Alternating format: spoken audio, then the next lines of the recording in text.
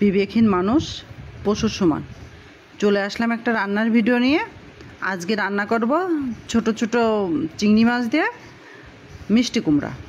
তা আমার রান্নাটা হোক আর সেই সঙ্গে একটু কথা হোক। যার মধ্যে লজ্জা নেই তার বোধ হয় বিবেকও নেই। সে কারণে বলা হয় বিবেকহীন মানুষ পশুর সমান। আর পশুর লাজ লজ্জা বলতে কিছুই থাকে না।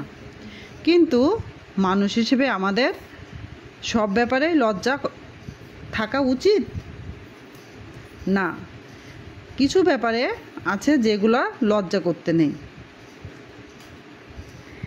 প্রথমটি হচ্ছে পুরাতন পোশাক। অনেক সময় আছে আমরা পুরাতন পোশাক পরতে লজ্জা বোধ করি, কিন্তু পুরাতন পোশাক পরলে এটাতে লজ্জা বোধ করা উচিত নয়। যেমন মার্ক জুকারবার্গকে আপনি দেখবেন যেখানেই যান একটি টি শার্ট পরে যায়, সবসময়ের জন্য কিন্তু ওই একটাই পরে যায়। আপনার পোশাকটি যতই পুরানো হোক না কেন, যদি শালীনতার মাত্রা অতিক্রম না করে তাহলে সেই পুরাতন পোশাককে লজ্জা পাওয়া উচিত নয়। এবার দ্বিতীয়টি হচ্ছে সাধারণ জীবনযাপন। আপনি যতই অর্থবিত্ত থাকুন না কেন, যদি সাধারণ জীবনযাপন করেন তাহলে মানসিক শান্তি পাবেন। কারণ জীবন দেখানোর জন্য নয়, বরং অনুভবের জন্য। আর সেই অনুভবটা হচ্ছে মানসিক শান্তি। এবার তৃতীয়টি হচ্ছে দরিদ্র বন্ধু। বন্ধুত্ব অর্থবিত্ত কিংবা মান মর্যাদার উপর নির্ভর করে না, বরং আন্তরিকতা এবং মানসিকতার উপর নির্ভর করে। তাই আপনার বন্ধু যতই দরিদ্র হোক না কেন, তাকে নিয়ে কখনো লজ্জা পাবেন না। সবাই তো সমানে সমানে মিশতে চায়, সমানে সমানে চলতে চায়, কিন্তু এটা কখনো ঠিক না। অনেক সময় অনেকে বলে যে সমানে সমান না হলে চলা যায় না, কিন্তু অনেক সময় সমানে সমানে চললেও সবার তো মন বড়, আন্তরিকতা ভাব, মন মানসিকতার উপর মন মানসিকতা এক থাকে না। এই জন্য অনেক সময় হয় না, বন্ধু যতই দরিদ্র হোক না কেন তাকে কখনো লজ্জা পাবে না, সে যদি আসলে প্রকৃত একটা ভালো বন্ধু হয়।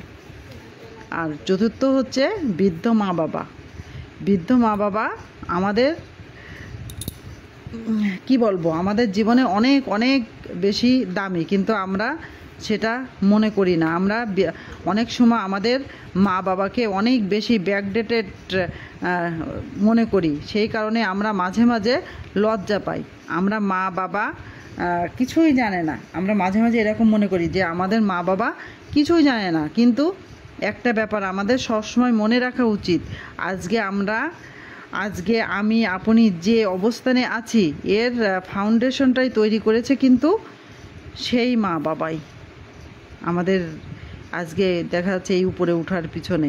তাই মা বাবা বৃদ্ধ হলে তাদের নিয়ে লজ্জা পাবেন না। অন্যান্য ব্যাপারে লজ্জা পেলেও এই চারটি ব্যাপারে কখনো লজ্জা পাবেন না।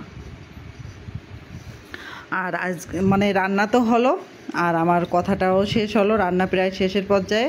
এখানে আমি ছোট চিংড়ি মাছ দিয়ে আর মিষ্টি কুমড়া দিয়ে রান্না করেছিলাম। এরকমভাবে পাতলা একটু ঝোল করে নিয়েছিলাম। আর এখানে তো কি দিয়েছি, রসুন ব্যবহার করিনি। কী জন্য? শুধু পেঁয়াজ ব্যবহার করেছি। রসুন দিলে মিষ্টি কুমড়ার স্বাদটা পাওয়া যাবে না। কারণ মিষ্টি কুমড়াতে যত পেঁয়াজ রসুন কম দেবেন তত দেখবেন যে খেতে ভালো লাগবে। আর পেঁয়াজ রসুন বেশি দিলে শুধু পেঁয়াজ রসুনের গন্ধই লাগবে। আর আমি এরকম পাতলা একটু ঝোল করে রান্না করে নিলাম,